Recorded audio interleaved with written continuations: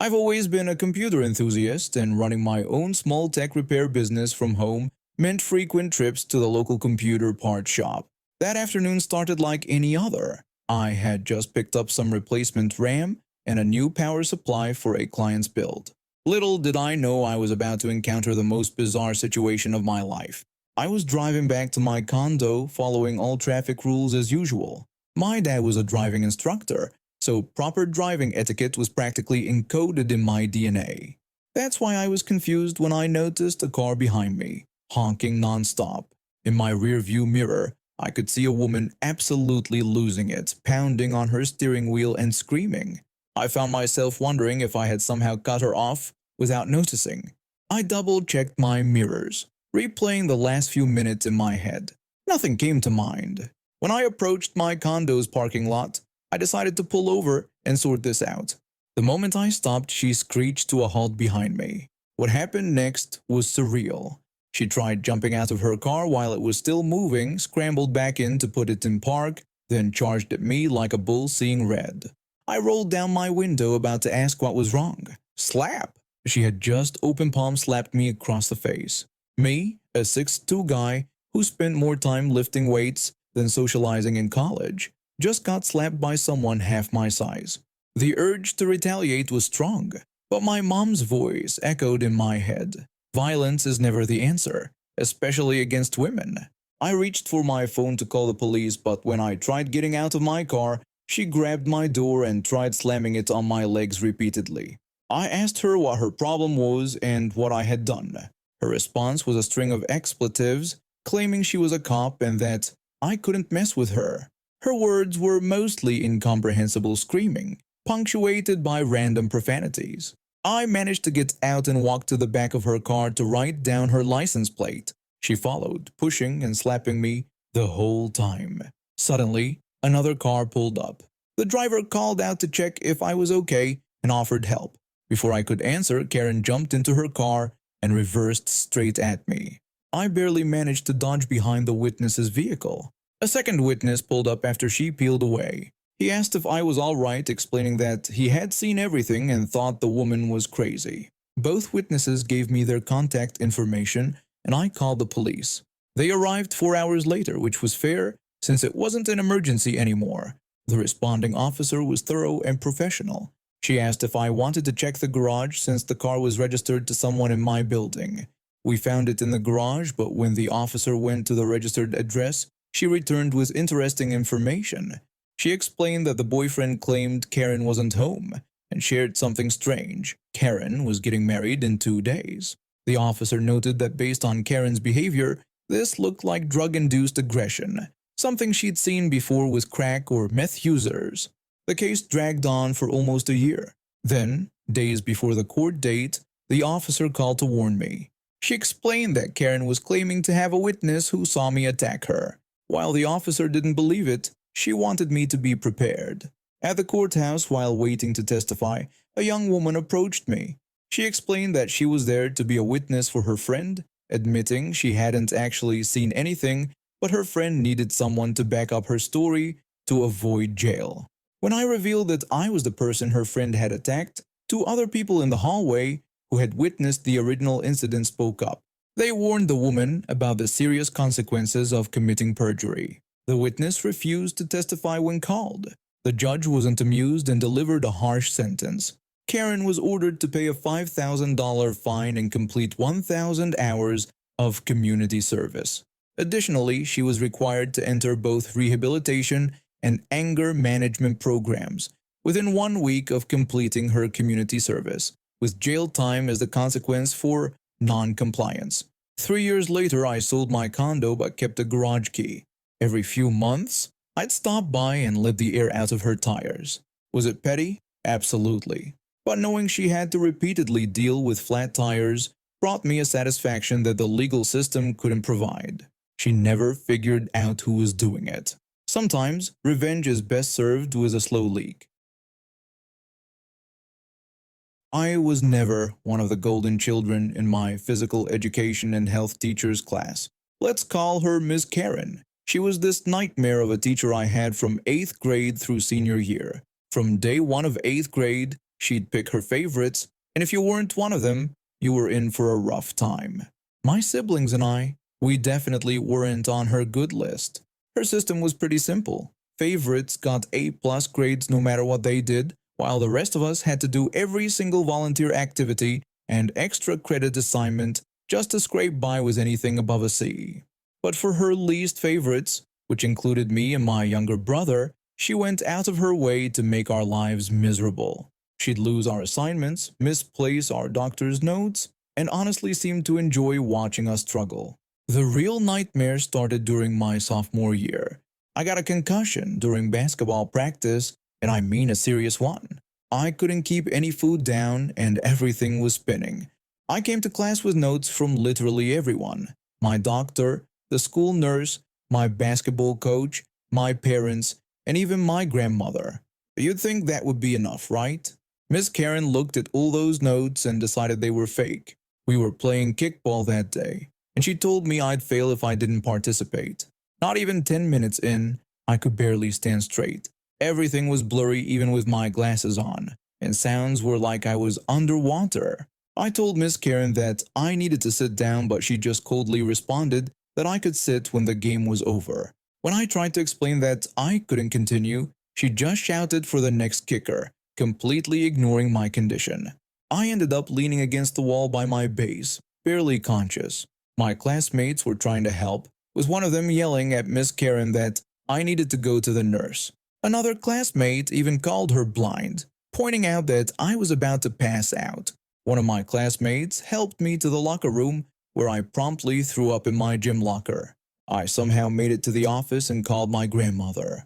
While we were leaving, Miss Karen came running up with my purse, suddenly apologetic. She tried to excuse herself by saying she thought I would be okay and that she believed I had forged the notes. My grandmother wasn't having any of it. She told Miss Karen that I could barely write in my own handwriting, let alone copy 5 different people's. She then warned her that if she was on the school board, she'd have her out of there so fast her head would spin.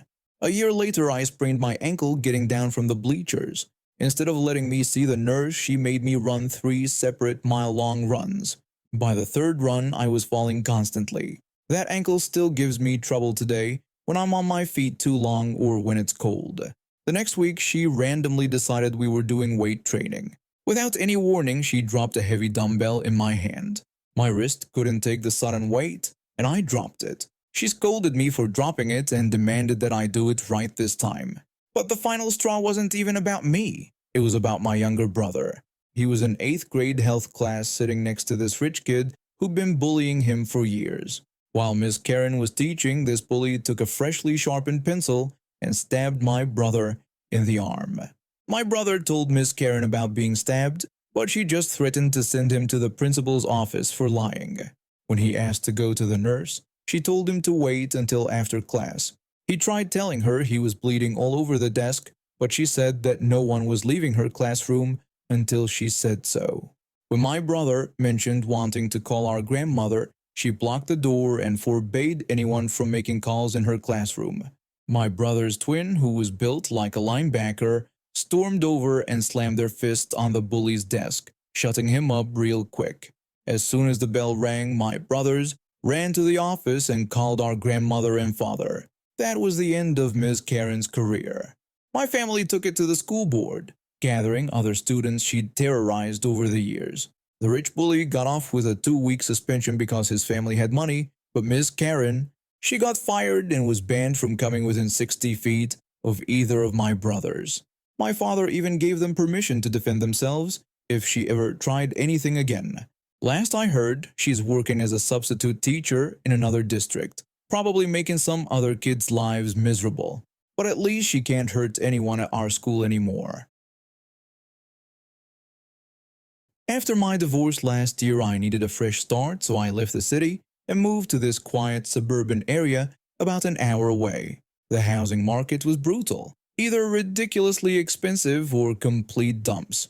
Then I found this gorgeous house, 4 bedrooms, a massive kitchen, I love cooking, and the most beautiful garden I'd seen in my price range. The landlord seemed nice enough during the viewing. He was this middle-aged guy who kept talking about how his family had owned the property for generations, but now mostly used it for rental income. The rent was surprisingly reasonable for such a nice place, which should have been my first red flag, but I was too excited about finally finding somewhere perfect. I signed a 2-year lease and moved in 3 months ago. Everything was going great. I'd set up my home office in one of the spare bedrooms. I work in software development, started a small vegetable garden, and was finally feeling settled after the mess of my divorce. Then yesterday, I got a bizarre text from my landlord saying he needed to discuss something important and would be coming over in 10 minutes. I was in the middle of a work meeting but had to step away when he showed up with this woman, who turned out to be his wife. The landlord excitedly announced that their daughter was getting married in 6 weeks. I politely offered my congratulations, not expecting what came next. His wife chimed in, declaring they had decided my house would be perfect for the wedding venue and had already started sending out invitations. I thought they were joking at first, but they were dead serious. When I pointed out that I lived here and this was my home, the landlord casually explained they'd need me to move out for about 3 weeks for setup, the wedding, and cleanup, plus they'd have guests staying here too. I refused, reminding them that I had a lease. His wife protested, bringing up how this was their family home, and they'd had all their important celebrations here. The landlord tried to negotiate, suggesting I could stay with family or at a hotel, even offering to cover 1 week of hotel costs. I explained that I worked from home and couldn't just pack up my entire office and life for 3 weeks. That's when things got ugly. The landlord got confrontational, reminding me that he owned the property and I just paid to live there. He claimed the lease gave him the right to access the property with notice, which he was giving me now. When I pointed out that this was meant for maintenance and emergencies, not for hosting events, his wife started crying about how I was ruining their daughter's special day. The next morning I woke up to find people in my garden, setting up some kind of arch. The landlord was supervising them like nothing was wrong. When I confronted him about the illegal nature of what he was doing, he dismissed my concerns, saying he'd already paid deposits to vendors and everything was arranged, calling me completely unreasonable. I threatened to call the police, but he just laughed, confidently declaring that no cop would side with a tenant over a property owner. Well, surprise. I called both the police and my lawyer friend. The police made them remove everything and my lawyer friend helped me file for an emergency injunction to prevent them from entering the property without my permission except for genuine maintenance issues. But it gets better. Remember how I said the rent was surprisingly reasonable? Turns out the landlord had been illegally avoiding taxes on the rental income for years. My lawyer friend discovered this during her investigation. She also found out they'd pulled this same stunt with previous tenants, forcing them out for various family events and keeping their security deposits when they complained. Now they're facing an investigation from the tax authorities, and I'm part of a joint lawsuit with 3 previous tenants. Their daughter found out what they were doing and was mortified. She called me personally to apologize and explained she'd rather have a small backyard wedding at her fiancé's parents' house than be part of her parents' scheme. I'm still living in the house with much better locks and security cameras. My lease is ironclad and now they can't even try to raise my rent or evict me without facing additional legal scrutiny. Sometimes I see my landlord drive by slowly, glaring at the house, but that's all he can do now. His wife still sends me guilt-tripping texts about destroying their family traditions, but those go straight to my lawyer. I inherited my grandfather's pristine 1967 Chevrolet Impala about 6 months ago. He'd kept that car in perfect condition for decades, and it meant everything to him. Before he passed away, he made me promise to take good care of it, just like he did. I'm not much of a car person, but this vehicle means the world to me. It's the last connection I have to him. I work from home as a software developer, so the car mostly sits in my driveway. I only take it out for weekend drives to keep it running smoothly and to occasionally show it off at local car meets. That's where this whole mess started. Last month, I took the Impala to a classic car meetup in town. Lots of people were admiring it, including this woman who spent a good 30 minutes asking me questions about its history. She seemed genuinely interested, so I told her about my grandfather and how he'd preserved it all these years. There was another guy there, let's call him my mutual friend, who I knew casually from previous car meets. He and the woman chatted a bit, but I didn't think much of it at the time. Fast forward to last week. I was having my morning coffee when I heard strange noises coming from my driveway. Looking out the window, I saw someone trying to jimmy the car's door open with what looked like a coat hanger. I rushed outside and found this same woman from the car meet attempting to break into my grandfather's car. I yelled at her, demanding to know what she was doing. Karen, looking completely unfazed, told me she'd been trying to reach me and was there to pick up her car. When I told her it was my car, she dismissed me as ridiculous. She claimed our mutual friend had told her I was giving the car away and that I'd mentioned wanting to get rid of it at the car meet. I explained that I'd never said anything like that and told her the car had belonged to my grandfather and I was keeping it. Karen insisted that our mutual friend had specifically promised she could have it, claiming he'd told her I was looking to donate it to someone who would appreciate it more than me. Shocked, I told her I barely even spoken to that guy and he had no right to promise my car to anyone. Karen started getting angry, calling me selfish and demanding the keys, saying she'd already told everyone about her new car. When I told her I was calling the police, she actually encouraged me to do so, claiming the car was technically hers now since it had been promised to her and that I was the one trying to steal it back. I took out my phone and started recording while dialing the police, which only made her more furious. She started screaming about harassment and threatened to sue me for filming her without permission. When I pointed out she was literally trying to break into my car in my driveway, she just screamed louder about how it was her car and that our mutual friend had promised it to her, insisting that going back on a gift was illegal. When the police arrived, she actually tried to file a complaint against me. She showed them screenshots of conversations with our mutual friend where he apparently promised her my car. The officers quickly figured out what was really going on, especially after I showed them the vehicle registration and insurance papers in my name. But it didn't end there.